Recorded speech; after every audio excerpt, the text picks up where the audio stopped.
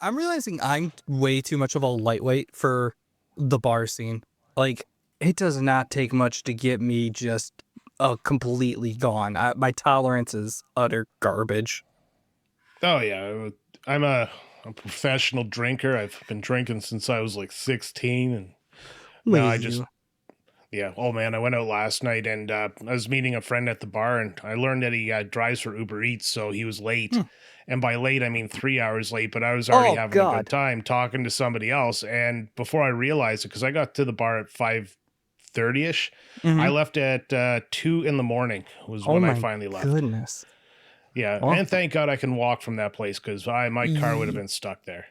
yeah, I'd say Yeah. so. Oh, Not to uh, mention we had 10 centimeters of snow, or what's that, 4 inches of four snow inches. here Yeah. last night. And yeah, walking through everything is like knee deep snow already, and it's just like fresh powder. So, Oh, that eh. sounds just so fun. We were getting Oh hit yeah, pretty bad here for a while, and it's thankfully all melted at the moment, but I'm not like holding my breath. I know like second winter is right around the corner. yeah. We're looking at the forecast for the next 14 days. We're supposed to get another 8 inches of snow Oh my within like the gosh. next 2 weeks, like two 10 centimeter dumps of snow, which sucks. And it's happening on Beer and Taco Fest Day. Oh, that's just sad. But I know, nothing, like we have to go yeah. outside and like we're gonna still go and I drink was gonna lots of say, beer, it's but not gonna stop you, but still. oh, last year, because my buddy comes down, last year, like we took the LRT, the light rail train we have here in Ottawa, Yeah. to the downtown bars, and the station, like the place we were going, is called the Mill Street Brewery, and the station we got off at, and regardless of which one we got off at, we had to walk, and I don't know downtown that well, so we got off at this station, and me and him are like trudging through like knee deep snow because the sidewalk's never been plowed, and you know that windy snow that like the wind has blown it into a Oh yeah, pile. it's just like oh, the piles? Yeah, Yeah, yeah. Okay. yeah, so that's what we had to go through, and we finally got Oh, there and we're like sweating because it was like just fucking impossible. And I don't think he looked at me the same after that. dude, Just like, you dick.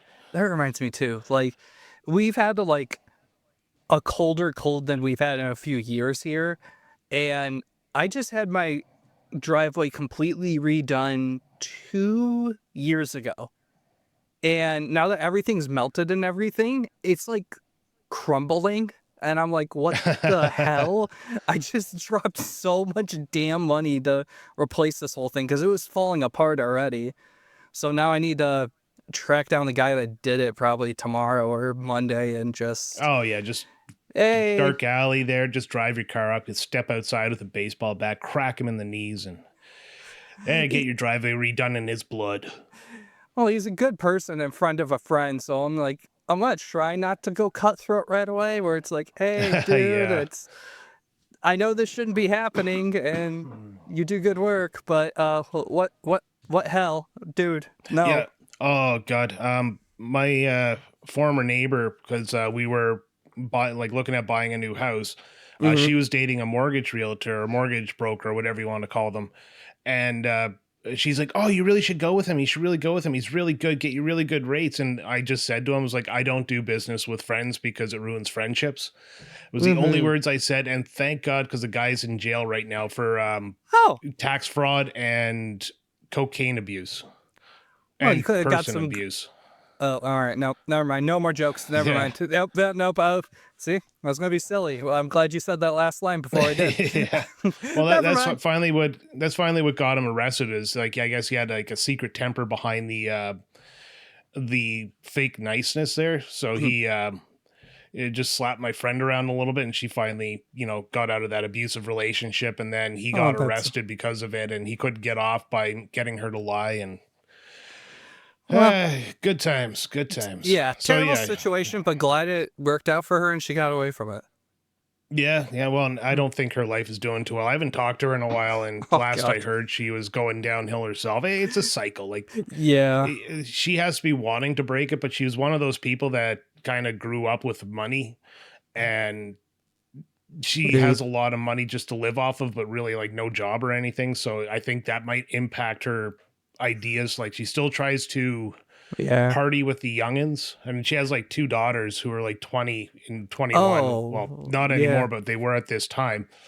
And they were right in their university years. So they're going out to the bars every weekend. And mom tried to keep up, and dad was no better. Dad was just a piece of shit. So, Oh, jeez. yeah. Yeah, that sounds rough. That weirdly reminds me, um, my parent, I was still living at home at the time. My parents, we moved to a new neighborhood, and like couple weeks go by, and then there's just 50 squad cars like down the street. We're like, okay, this is new, whatever. Uh, And then come to find out, it was like, oh yeah, this person has had like 5 dead people in garbage bags in their garage, and the smell was just finally uncontainable, and somebody called. And fuck. yeah, it was like, oh cool, we're living next to Hannibal Lecter. This is great. And the worst part about that is when that gets reported on the news, the property values go down. So it's not like your parents could have just sold the house and left. Oh no, I mean they weren't going to anyway. It was like, well, it should speak volumes. It was one of those deals where it's like, wow, this is way too good of a deal. Why are you Oh, selling? yeah. My husband suddenly died. Also, there's new carpet in the bedroom. Oh, oh, My husband okay. suddenly died and I'm out of trash bags. Yeah, exactly. It's like, okay, well, hey, good deal. I don't care if whatever happened Not. happened.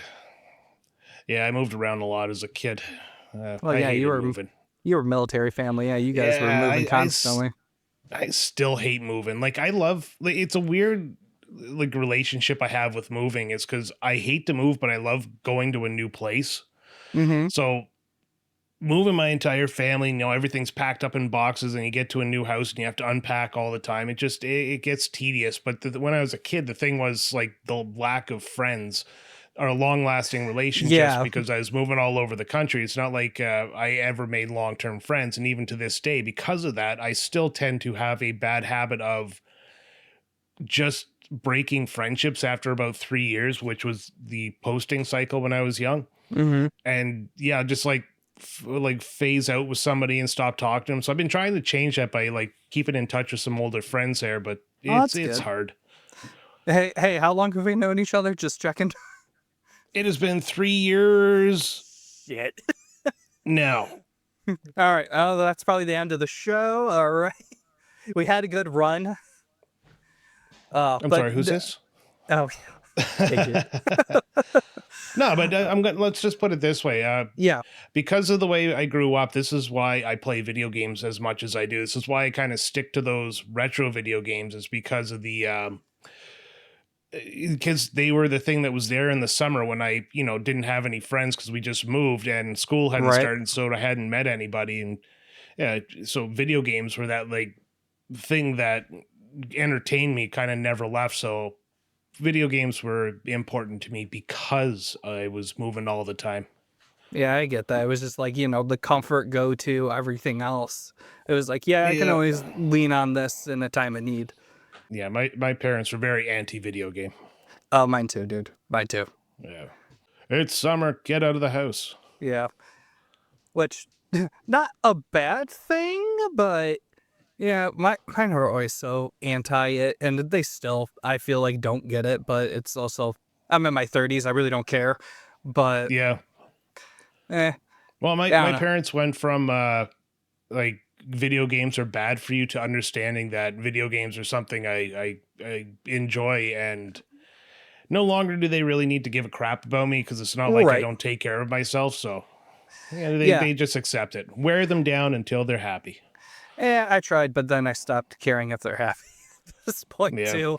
I'm doing what makes me happy, and that's my hobbies and, the communities, the camaraderie, and everything that comes with playing video games, like communities like this and things like that. And it's like, I don't know, they never connected those dots, and it was always frustrating growing up. It's like, why don't you go out and talk to people? It's like, I'm talking to people and hanging out with See, people and talking with them outside of this. And yeah, we never had that back like when I was a kid. We had to actually interact in person, like yeah, the N64, the Nintendo, the Super Nintendo, the Sega, all those days. You actually had to be in person. So you had your fights, with fists, not with words. as one And does. Yeah, and that's why we are superior gamers from the 90s, is because we faced our opponents and didn't hide behind the Xbox gamer tag. Can we do it?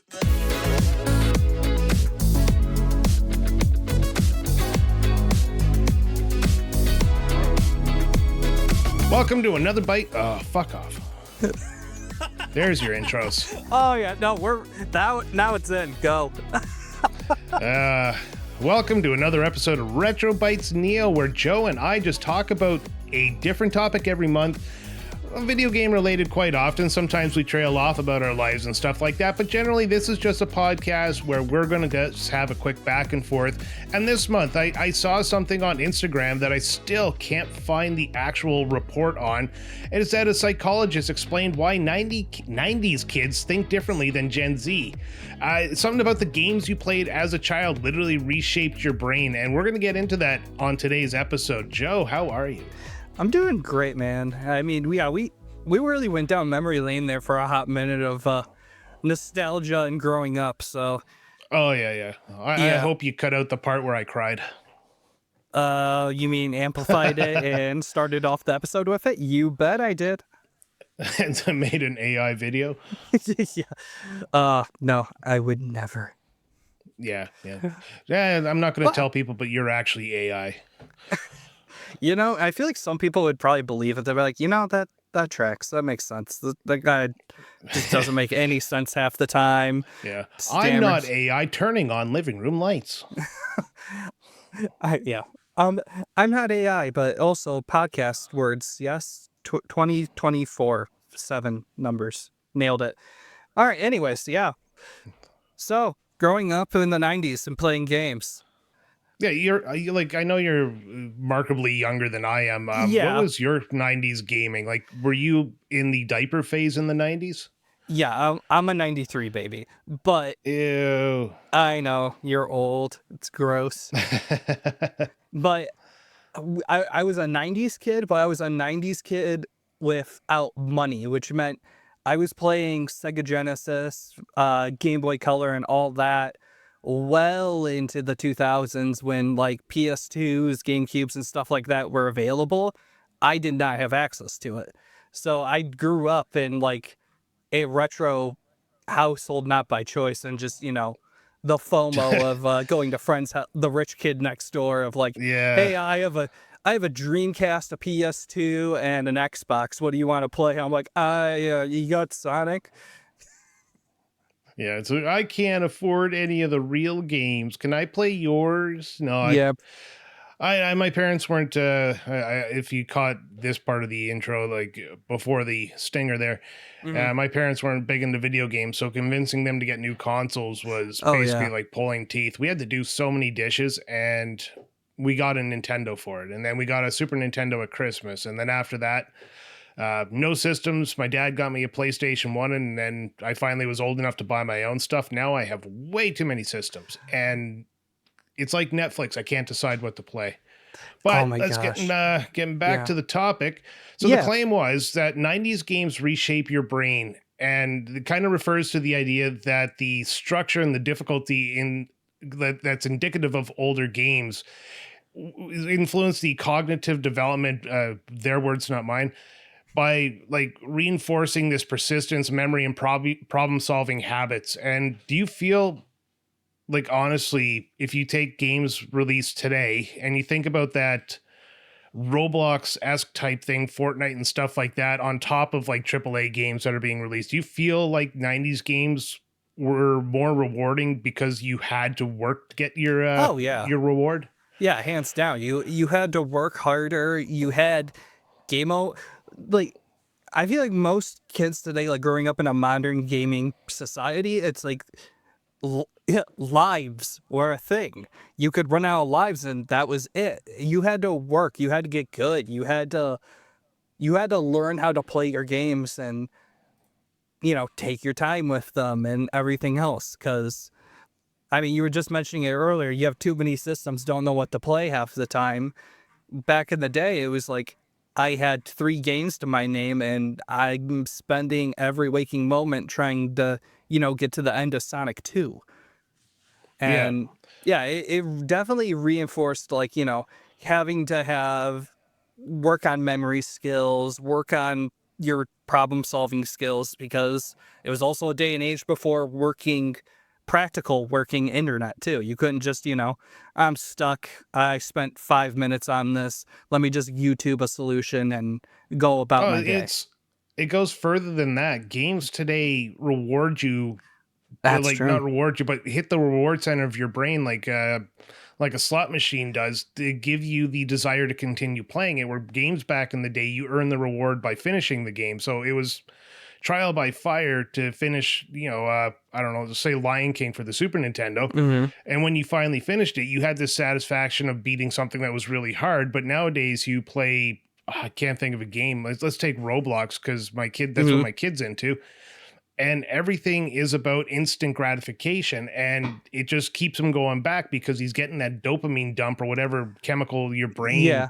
No, you got it. uh, feeds off of to be happy. And it's just so quick, and it's more about not even like, it's not about the results. There's no end to these games. It's about Yeah. getting that quick dopamine dump right off the bat. And I think that's where the difference is nowadays, and that's why kids have a hard time beating games from like the 90s. Oh, yeah, because, yeah, they're conditioned with, even, not to go too much down this rabbit hole, but, microtransactions, loot boxes, all that stuff to get instant gratification instead of, spending time figuring stuff out, mapping stuff out. I mean, even maps in general, too. Like, yeah, Yeah. there are a handful of games where I would have the pad of paper next to me, and I'd be, okay, this is what this screen is. Let me map this out and get a Oh, form of a map, because the game doesn't have one. It involves you to be creative and come up with your own solutions, either memorize it or make your own. And that's yeah, just unheard of now. we played Fantasy Star early on in the Retrotopia days. Yeah. And that game, like the version we played had a map like built into it, but the original game didn't, and it just felt designed for graph paper because you go Yeah. through the dungeons and every movement is a square block.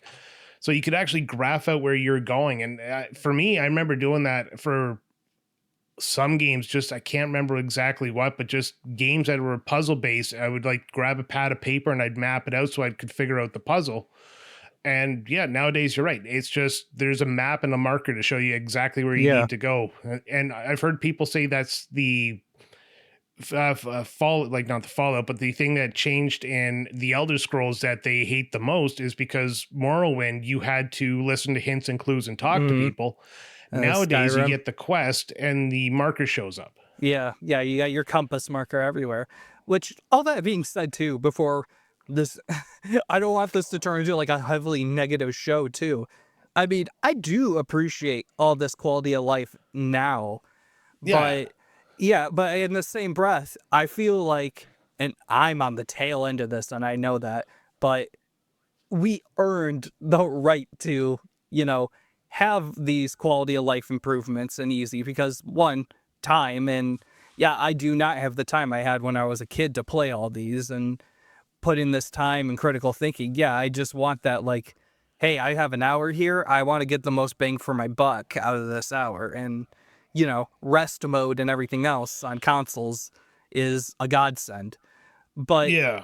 let me ask you this. Do you think, like, kids growing up today, like, need to play retro to appreciate what they have now, or No, like no? Yeah. society changes, right? And Yeah. obviously, the kids today are going to play what the kids today are going to play, and they're going to like it.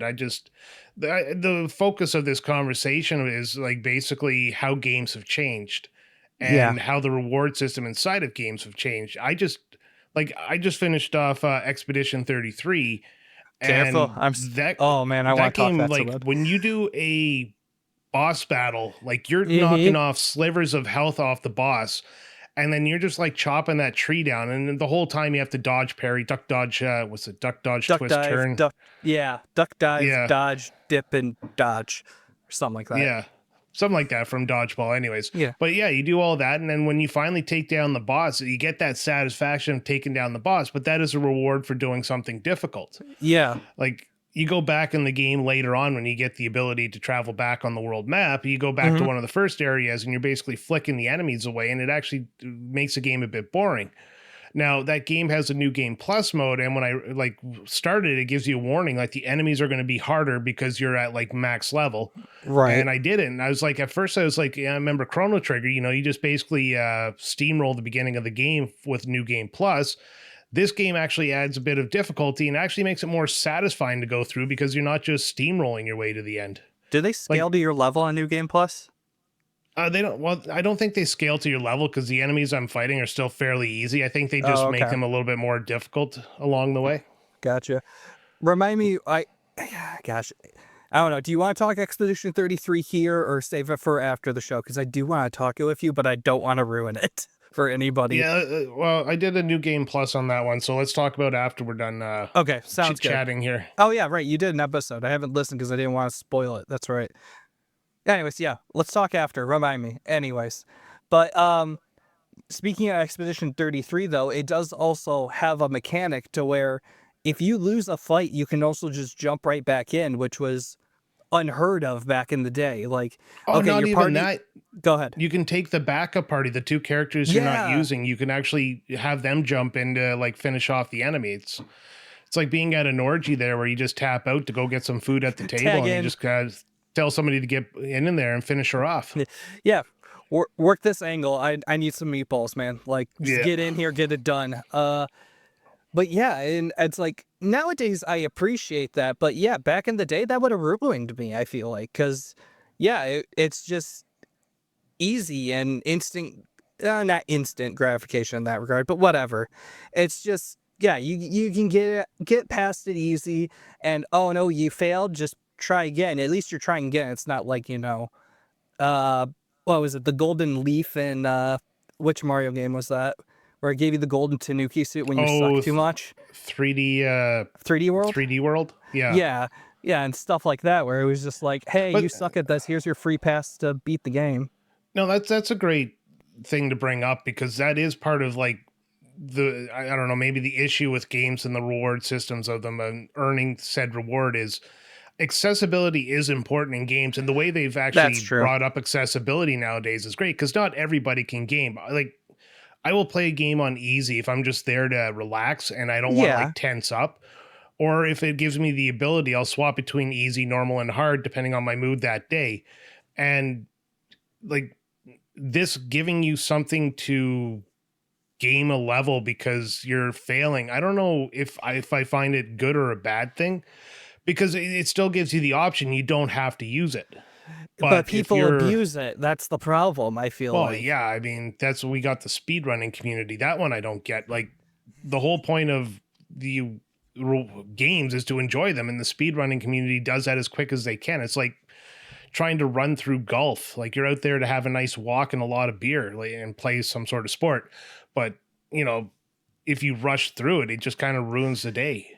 Well, the speedrunning community, like, it's it's not so much getting through the game as fast as possible. It's finding the optimal route and giving you, and for them, it's a complete hard reset too, where it's like, hey, you did this wrong, restart your entire game. Let's do this again. Yeah, but And when you finish a game in 2 minutes and 4 seconds, I mean, you can restart the game plenty of times in an hour and still manage to get through. yeah, but are you restarting? Yeah, you beat the game in 2 minutes, whatever, but you also spent 3 hours to do that two Yeah, minutes. okay. Like you make a good point. You like I Yeah, guess yeah, the satisfaction is it is hard to become that good, it's the especially when journey you with do get a record, speedrunners. right? Yeah, I don't know. exactly. I for me, I just can't see why somebody wants to rush through a RPG that takes 24 hours to beat and 1 hour and 10 minutes. Like it just Oh, it's for me, definitely that's to not satisfying. yeah, it's to each their own, and yeah, whoever you got to be wired to do that type of stuff too. I don't know. I followed Yeah, speedrunning for a bit there, but but it just out well, of sheer yeah. interest. I guess speedrunning, yeah, it does kind of meet the principles of 90s, like 80s and 90s games because you had to you have to do it in one life. You don't Yeah, get to save halfway through. You're figuring out where all the exploits are, and you're basically breaking the level design of the creators of the game in order to get that 0.01 second on there. And it Mm-hmm. really does come down to that like fraction of a second. Well, yeah, because I And feel that, like God. I was just going to say that it's really indicative of these earlier games because, you know, Yeah. you had limited lives or you had quarters. How many quarters could you shove into the machine? There wasn't saves for the longest time. It was a password system if you're lucky, and the Oh. hints came from magazines or a phone line if you really wanted to pay $9.95 an hour. Uh, and it didn't have checkpoints the whole way through, like No, Mario checkpoints were unheard Brothers. of. Yeah, Super Mario Brothers. You start back the level like whatever dash whatever you're on, and if you die and use a continue, you go back to the beginning of the world. Yeah, world. Yeah, 1-1 or 2-1, whatever. Yeah. Yeah. Yeah, I know. Checkpoint systems have like really spoiled us because I'm terrible. I don't know about you. I'm terrible now about like, oh, there's an option to quick save. Better do this Oh every yeah. 3 steps so I Well, don't have I'm to playing. redo everything. Yeah, I'm playing Wind Waker on the Switch Online there, Yeah. and I have a quick save thing going every time I open a door in a dungeon.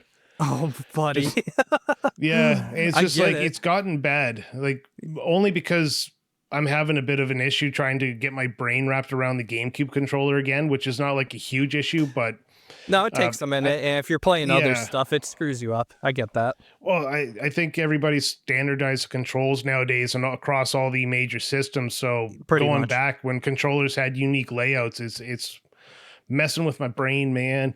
Like Yeah, I tried to unique. play the original Halo once, and because the buttons are mapped differently, I couldn't. Oh My yeah. brain couldn't wrap around it.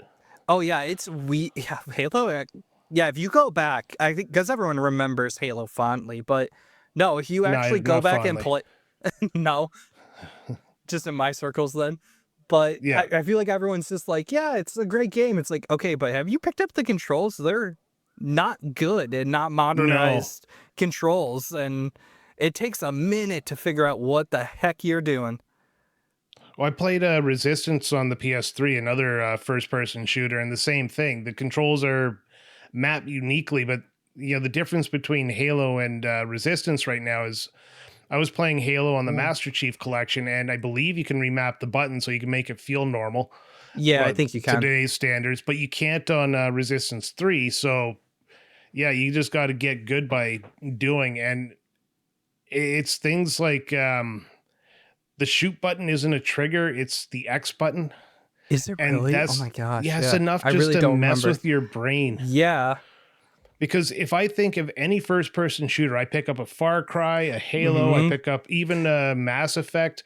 If Right you're trigger. running and gunning, right trigger is shoot, left trigger is scope. Your grenades are usually one of the bumper buttons. Hmm. Reload is square. Yep. Crouch is either no, crouch is usually the Circle. circle. X Yep. is the jump. Occasionally triangles the jump, but my brain can switch those two. Yeah. And Triangles sprinting swap is click. weapons.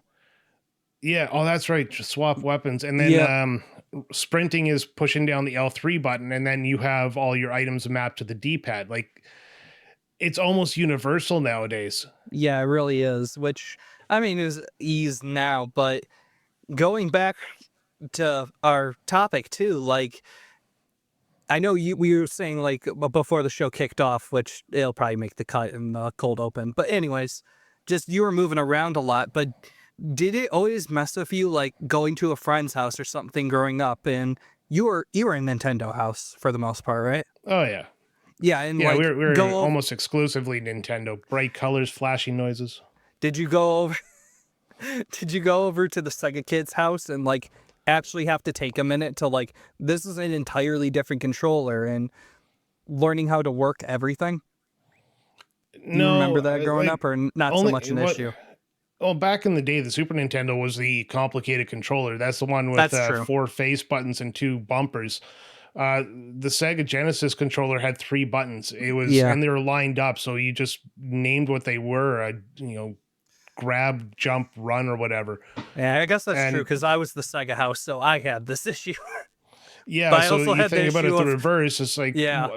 like we used to make fun of the Sega kids because you know everybody was playing Street Fighter 2 at the time, and they had Mhm. 3 buttons, like punch, kick, and maybe punch a little harder. What are your 3 options? Yeah, But right. then they came out with that 6-button controller, and that The just changed the matching. game completely. And all of Yeah. a sudden, it was like, yeah, no, we always had 6 buttons. Yeah, I know that claim and everything else. Yeah. Look, retro there was a reason there was like actual console wars and everything. It was cutthroat back then. Oh And god, it was the best time in the world. yeah, I mean, I say that I pretty much missed it. Like my issue was like, hey, I play Sega Genesis at home. My buddy's like, hey, I got a Nintendo 64, and I'm like, what the hell is this three-pronged nightmare? I don't even know how to hold it. And he's like, why? Yeah. Come on, this is old. What's wrong with you? Oh man, I remember when I was young. Not a lot of my friends played video games because they're part of that everybody goes outside club, and so Nerds. I'd play like I'd play like video games and stuff. I'd play like NHL, Yeah. like NHL '94 more specifically, and they made mention there. It's like, oh, you can't win a hockey game with your thumbs. And then I joined the hockey team, and I was better than 2 out of 3 of them. And Because it's you just like, understood it like better no, than anybody. because I actually played hockey on my own when I was young because we didn't have video game systems, and there was an ice pond at the end of the road, so I would just skate on that like for hours at night with a puck. Oh, there you And go. it always sat with me in the back of my head because these people are making fun of me, but it, especially the one kid who went to so many hockey camps and he couldn't skate. Yeah, It was just, that's oh sad. god. I guess that's probably going to lead me into my next topic, which is What's up? spatial memory, memorization as a core mechanic back in those days. Like we were talking about it, the map Hmm. markers and stuff like that. But back in the day, yeah, you really had to remember. Have you gone back to a game and almost felt like there's muscle memory when you play it? Oh yeah, like like recently, and it's not even that old of the game, but when we did Super Paper Mario, like going into that game, I remembered the answers to so many more puzzles than I was expecting. Like I was like, there's no way I'm gonna remember any of this. I'm gonna be looking up walkthroughs and whatever. But it just all snapped back because I played it so much back in the day that and spent so long trying to figure it out. It's definitely committed to memory. Yeah. And I'm well, even that and like oh, another one we've talked about on the show too, Rocket Knight Adventures. That game I can just coast through now, but back in the day I couldn't get through levels or get past anything. And yeah, now it's just I've put my 1,000 hours into it, and yeah, it just sticks now. I can pick Uh, that game up right now and probably beat it in an hour and a half. well, that's like Super Mario Brothers and Super Mario Brothers 3 Yeah. because I played the first level so often that even now when I pick it up, I'm like on automatic mode. It's Oh more yeah. just going through the motions until I get to the point of the game I don't remember, rather than me relearning the entire game. And it's I don't know. I still play games that like inspire, I not inspire, but help your memory. Like every morning I do a word game where you have a bunch of letters and then it's like a not a Scrabble board, but a crossword puzzle. But Hmm. the way the letters are given to you, they're given to you in chunks rather than rows, and you have to figure out what letter goes where and make all the words across blah blah blah. And Yeah. I've been finding since I've started that it almost like wakes up my brain in the morning. So it's just like a little 5 minute thing I do while my coffee's brewing. And yeah, these memory, like back in those days, back in the early days when you played a video game, because you're doing it so often, because either you rented it Hmm. for the weekend or it was the only game in your collection, you really did actually start learning like the ins and outs of what to do in the game. And it's always stuck with me. Like I could play Chrono Trigger blindfolded Oh, almost I'm because sure. I've played it so often. You just reminded me of rental games too. Just another dead thing that nobody will understand. And like, did you make the mistake of like renting RPGs for the week or weekend, not knowing how in depth they were and that you didn't Oh, have a prayer of finishing them? so me and my brother wanted to play Final Fantasy VII so bad, but we didn't have a PlayStation. Okay. And, we're still cooking off the Super Nintendo here. So I don't remember if he paid for it or if we split our money, but we got a PlayStation. We rented a PlayStation and Final Fantasy VII, and we brought it home. And this is when we learned memory cards were a thing. We didn't have a memory card. So we were playing Final Oh Fantasy no. VII, and I shit you not, we did it in shifts, Yeah. and the uh, PlayStation went nonstop for literally the 2 days we had it. Oh my Day gosh. and night, it did not turn off. There was a power outage. We probably would have ended up like murdering somebody, I each was other gonna say, probably. did you have to But hide it from your folks? Because that was no, always they the knew biggest about no. it. Oh, they were We just were cool with old. it? No, it Uh, was 1997. Me and my right. brother were old enough to stay up all night if we wanted. Well, no, I So meant more so of like you're running out the power bill. How dare you leave that on this whole time? And rabble, no, rabble, no, rabble. no. Oh, The well, power good. bill is going to be run up one way or another. That's true. But Anyways, yeah. Anyways, long story short is we only got to near the end of disc one. Like we didn't know that because we ended up buying right. it because I got a PlayStation that Christmas, and then we chipped in the money to buy the game. But yeah, it was, I don't remember the main point of this entire thing, but oh, rentals, Uh, yeah. But yeah, that was like rentals. my biggest rental experience there was doing that, and it's like core memory. I Oh, still have the copy of Final Fantasy VII here. It's like it belongs to my brother, but he just kind of like gave me the copy back because of the show we're doing and stuff like that. oh, that And was so I got a nice. bunch of his. Yeah, well, he puts them in storage because he doesn't have a lot of room. So I help him store them and give them a loving home and walk them and feed them every day. And but Just stroke the yeah, so I hair. still have that original Final Fantasy VII copy, and it's like one of the, I wouldn't say only original games I have because I have a ton of original games on the PlayStation. But yeah, it's one of the, no, it is literally the first game I bought for the PlayStation. That's awesome. So yeah. I made the mistake. Yeah, before I fully knew what Pokemon fully was, I rented, and I'm realizing now it was easily a repo cart even back then, but somehow my video place had a copy of Pokemon Green version, which is like the Japan exclusive version, but clearly it was a repo cart and just cased and tagged Pokemon Green, and I fell for it. But it Mm. was probably just blue or red. Anyways, trying to beat Pokemon with how knowing how that game works or anything in a week was just awful. And then returning it when I'm like, I don't know, there I had 4 badges getting invested in this, and then it's gone, and then go to rent it again, and some dickweed just erased my save, and I'm like, cool, thanks, awesome, Yeah. fantastic. Uh No, no, I remember those days. yeah. But some of those games, oh god, another rental story is we rented Mega Man 2, like the Mm-hmm. NES Mega Man 2, over and over, and my brother had like pretty much mastered it, and he had beaten the game, but I was young, and my parents took me out to buy a video game, Yeah. and they go, "What do you want?" And he had beaten Mega Man 2. I had gotten to Wily's Castle, so I pretty much had no value in buying this game. But I was a kid and I was told I could buy something, and I saw shiny Mega Man 2 on the wall. So I ended up buying Mega Man 2, come home, and my brother's like, "Why? We've already beaten it. You could have got anything." And it's like, oh, whoopsies. You're making a lot of sense. That's my Yeah, bad. But my hey, look little what we got. developing brain. Yeah, right. So yeah, we got Mega Man 2 and we had to play it again. Had to. Had to, yeah. The, the, That was one of those games I played so many times over and over that I had almost like built-in like reflexes to play mm, the game. well, had to. That reminds me too. Like another thing that was different back then too was like you didn't have all these services, subscription models where you had access to hundreds of things.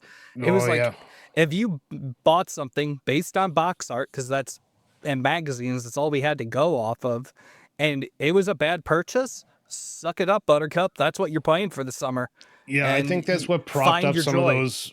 Yeah, that's what propped up some of those shovelware games Oh, big back in those time. days. Like little cartridges and shit like that of games like Bible Bible games and all Adventures. that. Yeah, Yeah, it's like, oh well, this is obviously religious. It's like, no, it's just a reskin version of a game that couldn't sell. exactly. But yeah, there was so much of that back then too, where it was just like, oh, I got utter crap this time. That's unfortunate, but better make the most of it. But moving a little forward here. Yeah. I going back. Let's go back to like current games because like look at the Hmm. back when we were young where games actually had an ending. And Oh nowadays you yeah. have the live service loop like Fortnite, Roblox, Genshin Impact, Minecraft. They're endless.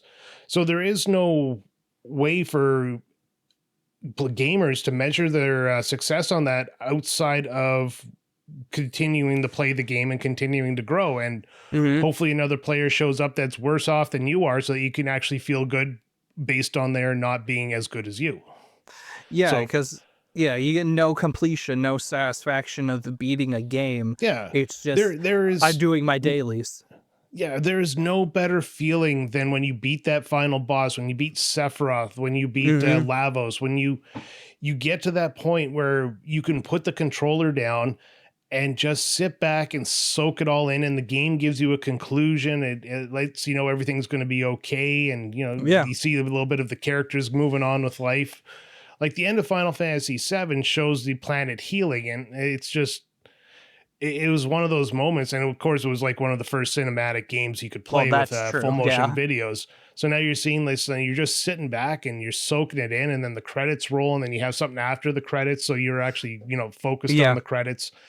Not with these new games. No, like the credits are part of the home screen menu there. That's the only way they can run the credits is if somebody really wants to select that option. But no, it's just endless. And they're doing what seasons and episodes now. Hmm. So like even Of when you everything. feel like you're starting to get bored with it, they just shove something new into you to give you that instant satisfaction.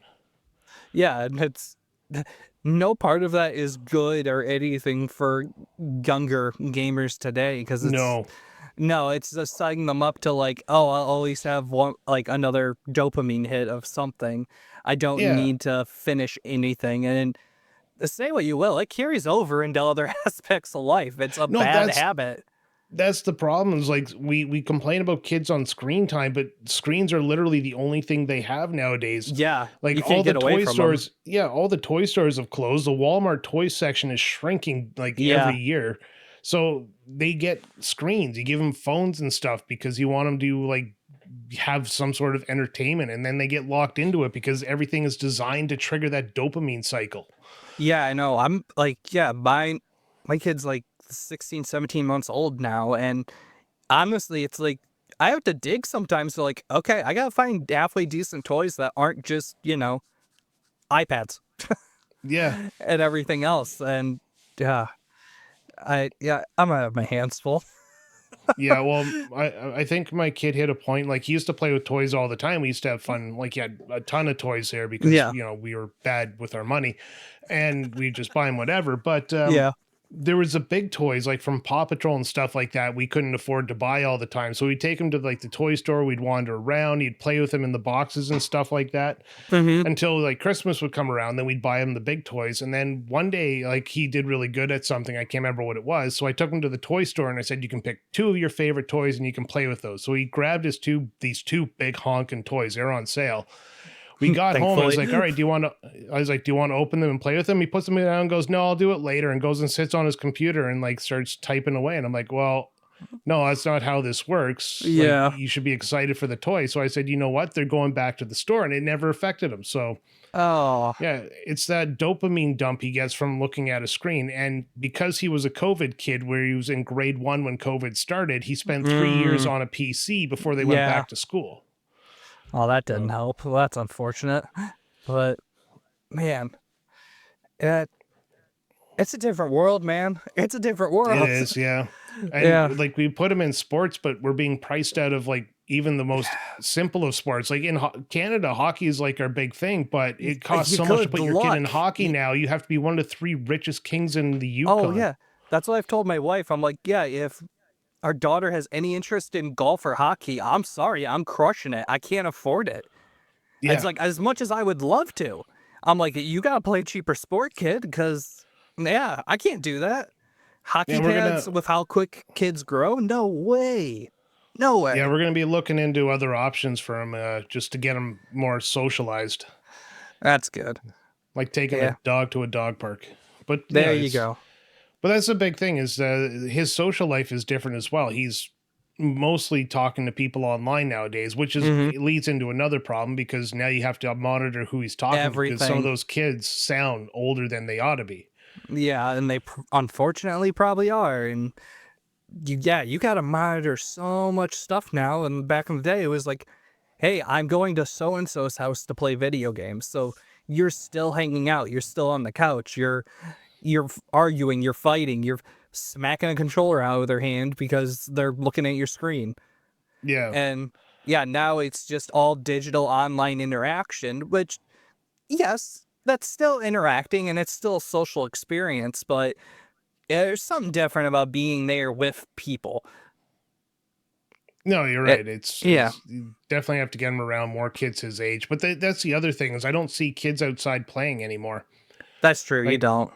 yeah, the streets are empty except for like the roving gang of teenagers at like 11 o'clock at night, and they're just on their way home from whatever the dumb thing they were doing. Yeah, whatever nonsense they got So into. Yeah, I know. Across yeah, the street, our neighbors, their kid was literally born 2020. So, oh yeah, she has no clue how to people in any capacity, and I'm like, you're so incredibly awkward, and just yeah, seeing them not be able to grasp anything it's weird. It's weird, yeah. and I don't know how to fix it, Brian. There's no way to fix it, but we just live with what we have. Do you find games actually? Do you find any media today seems to be more designed at making you addicted to it? Anything that's like repetitive, like take YouTube Shorts or TikTok, Oh, Instagram, yes. video games, all that stuff is designed to make you want to go back to it because it just feeds that dopamine. Oh, 100%. Like, I need to start cutting YouTube shorts out of my life. It's getting bad real Oh yeah, quick. I could sit there and like some days I'll be on my phone, I'll just be bored and I'll start YouTube shorts and I'll like snap back into reality and like 20-30 minutes has gone by when I only needed to kill five. Yep, I know. My dumps are taking longer and longer. I'm like, this should be a 15-20 minute job, and 45 minutes went by, and I can't Uh, stand up off the toilet because my legs are asleep. Because I was just scrolling shorts you know, for I almost I an hour. bought I bought these books called the Uncle John Bathroom Readers, and I put Ooh, them in the bathroom, and it's a bunch of just facts and stories, and gets me off my phone there. And they're short that's a enough good there that idea. you can just read like one or two of them while doing your business there, and they're very interesting. I'd recommend those. Send me a link after this. Like, dead serious. Because that's where it starts and then spreads outside, where I'm like, I'm not proud of it, but yeah, sometimes when I'm on just dad duty and I'm here by myself with my kid, I'm just like, well, you can't really communicate or anything yet, so might as well just scroll the phone for a few minutes, and I'm missing out on stuff that she's doing. And yeah, God, I feel like a scumbag even saying it out loud, but it's the truth. Yeah, well, Yeah. yeah, it's I don't blame anybody for it nowadays because it's literally designed and they do science for this to make you want to pay attention to it. Like I referenced slot machines early on in the episode, but Yeah. slot machines are honestly designed to make you happy. Even when you lose, that's why the lights are the way they are. That's why this chime is that like perfect chime there because it sends signals to your brain to go be happy there. And Mm-hmm. that's why people can get addicted to like slot machines. Like you've seen those zombies on like movies and TVs or even in the casino themselves where they just hunchback over the thing and just pull the lever. Oh yeah, it's terrible because yeah, there's so much of that in our world just outside. Yeah, it's either shorts or video games, everything. It's everywhere now, and there's no escaping it. And it's such a slippery slope and easy to cave into. Yeah. Here's something from the like psychology Instagram post Yeah, because what you got? again I can't find the actual report.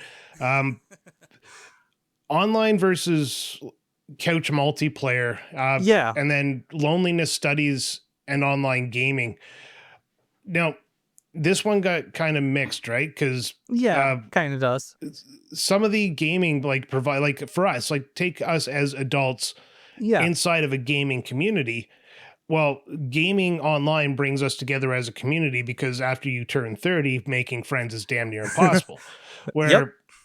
Where some kids or some people, it actually provides isolation where they become so dependent on the Mm-hmm. online like gaming that's the only way they communicate with people. Call them 15-minute friends or what have you. Yeah. Yeah, So there's tons of that more and more, and because yeah, nowadays, yeah, as you get older, yeah, couch co-op multiplayer, that's damn near impossible in a busy world and busy life. I understand that, but yeah, online multiplayer, it gives us avenues to connect still and have like a community like this where yeah, you can grow, talk to people and make actual friendships with people you technically haven't ever met, and it's good. But yeah, I can see the opposite effect happening where it's just like, yeah, I show up, I had my so-called interaction for the day by playing, I don't know, 2 rounds of something quick with somebody, some absolute stranger, and that's all you get. It just doesn't work, and then they just log off and are alone God, and yeah. isolated, and it's not good. But that's also like online gaming and stuff like that's also killing the remember in the days when we were kids, like the Mhm. playground rumors or magazines or Oh things yeah, like Nintendo Power. Like we all knew that Marilyn Manson like had a rib surgically removed so he could suck his own penis. obviously, How that obviously. got into the entire world without the internet is still being studied by scientists. I'm not for Why real, have but why have I not thought about that part of it? You're right. Why yeah. did we all So know that? yeah, so yeah, like all this online gaming, all this online content and media, and the fact that you can find walkthroughs for pretty much everything is getting rid of the Yeah. discussion of gaming like in the real world. So yeah, Well, yeah, it's you can sad to fact see it check go. anyone. Yeah, you see someone like, hey, if you check under this one truck in Pokemon Red, there's a Mew there, and it's like, nah, I googled it, it's not true. Yeah. Oh man, Oh, I remember okay. having conversations like that, just talking to somebody, and you're like going back and forth on like, Oh yeah, the one was are like cyclists on the road, are they allowed to go side by side or do they have to go in single file? And me and a buddy ended up in an argument about that. Not really an argument, like a frank yeah. discussion. And then he ended it Disagreement. by, yeah, he ended it by Googling it. And I was just like, well, that's disappointing. I was right in the end, which makes my victory even more sweet. But it just, I was like really having a good time with the conversation. And Yeah, yeah, right. those are gone nowadays. Yeah. Nowadays, yeah, the first thing, like you even look at some discords or some online forums and you ask a question and somebody goes, why don't you just freaking Google it? And it's like, well, there goes Um, the art of talking to people. yeah, I'm looking to have a conversation. I'm not looking for the answer. Hint, hint, nudge, nudge, you Yeah. dunce. Oh god. Or the person inside where you say something like you got to reference your sources on that and Oh, you're like, Lord, shut up. Go pound sand. Go yeah, touch it's like grass. I would, but I'm really not that invested in this conversation. He's- Plus, telling me to go Google something when you yourself can go Google it and prove me wrong. I mean, that's up to you.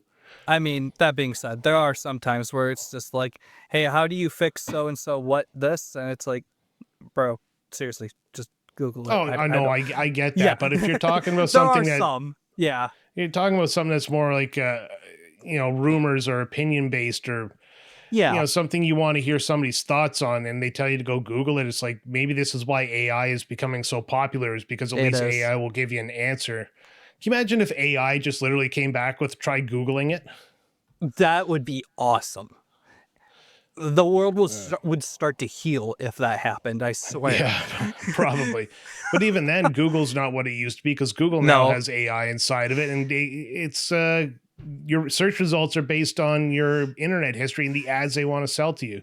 I know. I'm too lazy to add like minus AI at the end of all my Google searches nowadays because that's the only way to get it not to pop up, at least that I've found. Because, oh my God, I hate the AI thing on Google. Yeah. And it's wrong so often because it Oh, just I know. compiles sources and doesn't put them together right.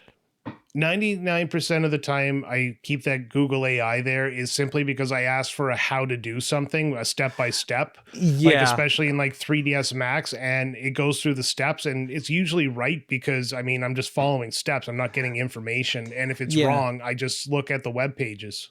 Yeah. You're But using it to find a list of information. Yeah. It's when uh, it's, yeah, go. 90% of how to's nowadays are stupid fucking videos.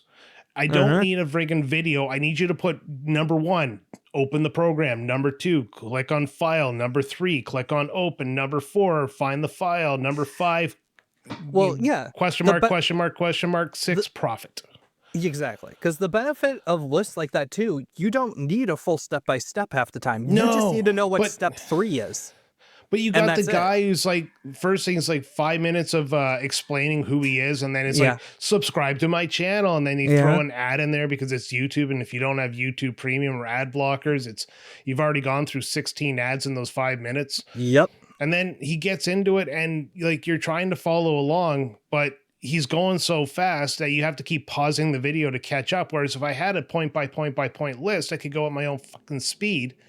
Anyways, yeah, that's something for a different day. yeah, right. Uh, all right, so I'm gonna wrap up with a few questions here for you, Joe. Okay. 90s, we all know about the NES hard difficulty level, so we'll just call it the 90s difficulty. Do you think it was meant to be a genuine challenge, or do you think it's just artificial padding so that it makes the games both seem Uh, longer and more worth buying instead of renting? Like I know uh, Lion King, they came out and said that. yeah, exactly. And it's like it's a little bit of column A, a little bit of column B. I feel like I feel like some, yeah, want it to be a challenge. Like, look at Lost Levels, which I know didn't come to North America right away, but still, whatever. Point being, yeah, that game is just hard for the sake of being hard. It wasn't to boost video rentals or anything else. And then, yeah, like you said, Lion King and stuff like that, where it was just, yeah, it was clearly had challenge to elongate the game. And like, yeah, I don't know. It's tight because it really did us a lot of good having those challenges and having to work through problems and everything. And it's just gone now. Yeah. It's rare. It's rare to see. Yeah, that's guess leads into the next one. Do you think indie Yeah. games are trying to revive that old school difficulty? Mm. Like if you look at Hollow Knight and Silk Song, Oh my everybody god. Yeah. says, yeah, Metroidvanias with like actual difficulty level. I mean, uh, what's it called? Celeste there and Super Hmm. Meat Boy, where the levels are difficult, but you restart them so fast that you don't have time to be disappointed and you get that satisfaction by finishing off the level. Uh, Yeah. A lot of indie developers are finding the right way to do it. They're giving us challenges, but with quality of life improvements of like, you can set this down at any time and things like like that, and you're not Cuphead. going to lose everything. Yeah. Like Cuphead. We That's just exactly it. reviewed Cuphead, and that's one of the Yeah. big things I loved about the game was the fact that I could pick it up and put it down, and you're going right into boss fights. Like the entire game's a boss rush, Yeah. and that's all you do is you fight bosses and you learn patterns, and then you beat the boss. There's times where like was stuck on a boss for probably a week, and that was a week of playing that boss at least 4 to 5 times a day before I got frustrated and put it down. And when I finally beat that boss, it was like the best feeling in the world. And I went right to the next one and I started the process all over again. It was, Yeah. I miss that in video games. Oh yeah, I'm doing that right now in Expedition 33. I'm fighting like an extra optional boss, and that's where my game stopped at the moment. I wiped last night at the end. I'm like, oh, all right, I'm going to bed, but I'm picking this up tomorrow because I'm trying to beat it one more time, mentality and all this stuff, and work through it. And I am gonna feel great when that is done because I earned that and worked towards it and everything Yeah, else. And it's lacking nowadays, and it's sad to see. it is. What skills do you think you could take from video games from the 90s? And alternatively, what skills do you think may be lacking from today that you take into your personal life, your work life, and stuff like that? Like they've said that video games help doctors um, like learn hand-eye coordination to make them better Mm. surgeons. So what I, else do I you think can come from video games for you personally? I think it helps to like problem solving skills, hands down, where you don't just have the answer given to you in a tutorial in 15 minutes like most multi game or modern games today. Back then, it was like, okay, hey, you're stuck here. Try everything. Take your time. Figure it out. And do research if you need to, if you're able to read magazines or ask friends that have played the game and stuff like that, and not just expecting the answer to be given to you on a silver platter. You got to work for it. And I feel like that shows in our society sometimes today too, that a lot of the younger generations don't know how to work for anything. They're expecting a lot to be given to them, including my generation, but that's a whole different conversation too. Oh yeah. Uh, no, What about you? that's fantastic. Well, for me, I mean, I guess it's mostly just the like I'm entering a creative uh, industry here, so Hmm. being able to bring this creativity to life and actually looking at these levels through a new lens, or sorry, these games through a new lens to see their level design and how they're conceptualized and stuff like that. So I like going back to old games like Super Mario Brothers. And you mentioned games give you the 15-minute tutorials. Well, Yeah. Super Mario Brothers World 1-1 is considered Oh by yeah. many to be the ultimate tutorial level because it teaches you everything you need to know to play the game. And that's what a Hmm. good tutorial level should do. But it's also diegetic by being implemented into the game. Yeah. I might have used the term diegetic wrong, but It because sounded right. I believed well, you, it and I knew what usually you meant. applies. I've only heard it used in the reference to UIs, but that never. That's not the point. So Hmm.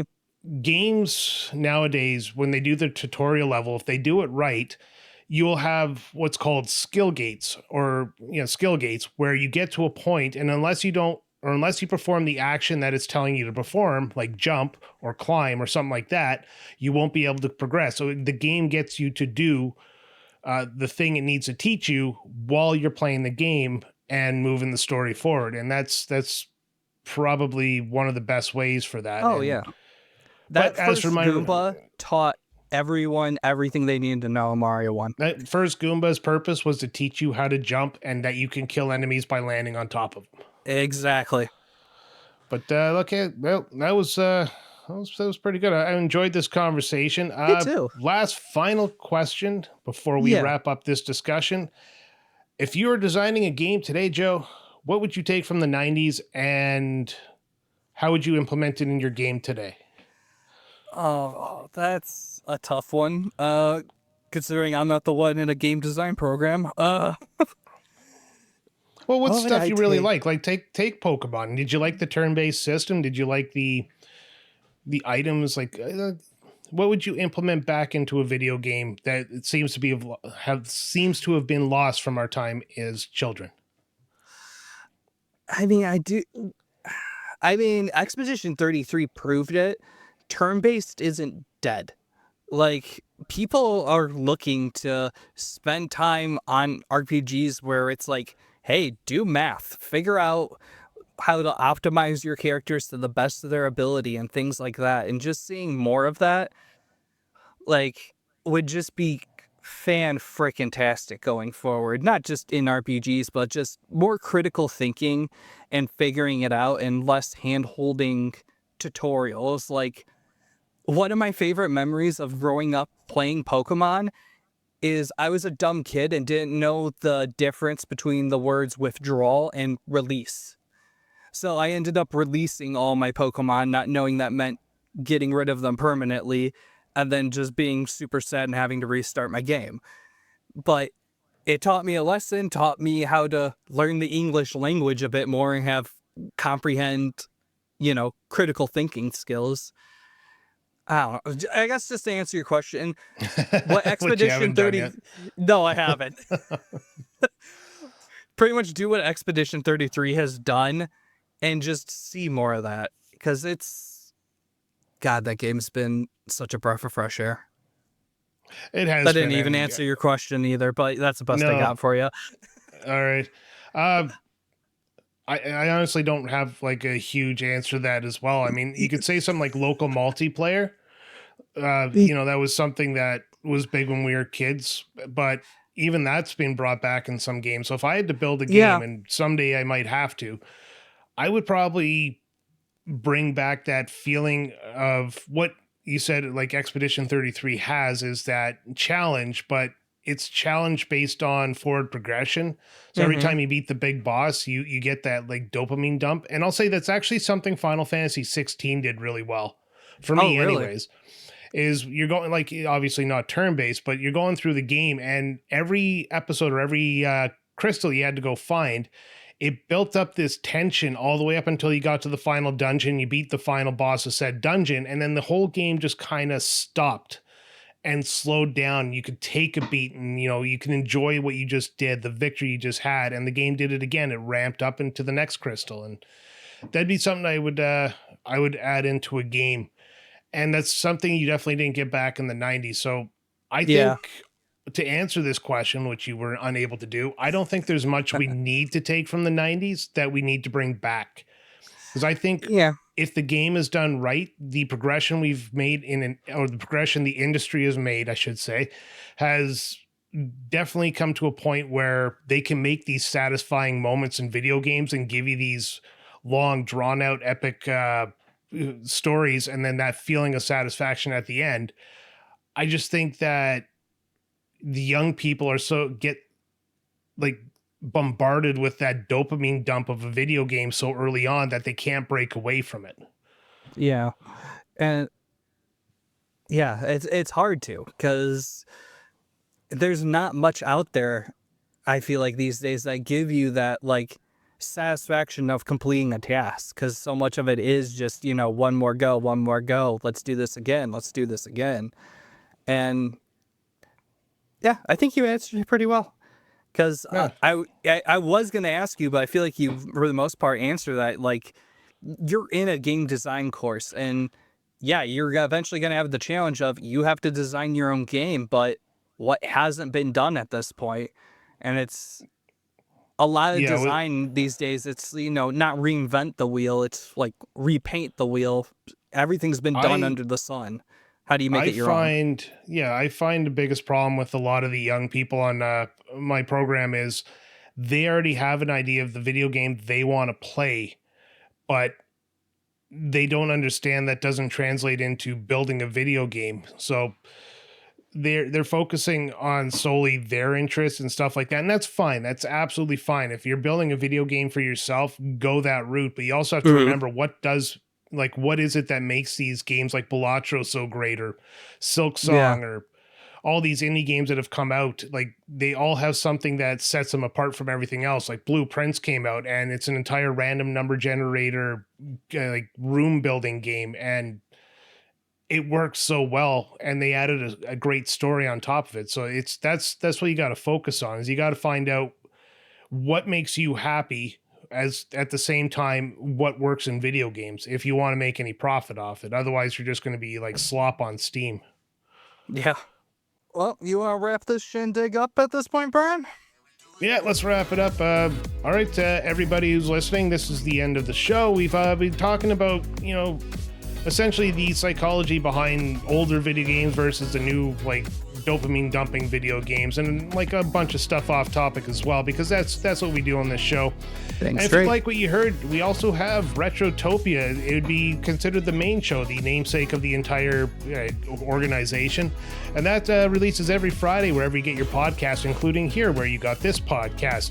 As well, we have a Patreon over at patreon.com/Retrotopia, where you can join for free and partake in the comment section of Retrotopia, which we call the 9-bit banter box, as well as the game we play every week, Choose One, Lose One, where you get to pick something from the video game of the week, and a power, an ability, an item, whatever you want. And we, the host of the show, will use the monkey paw and give you the negative effect of it.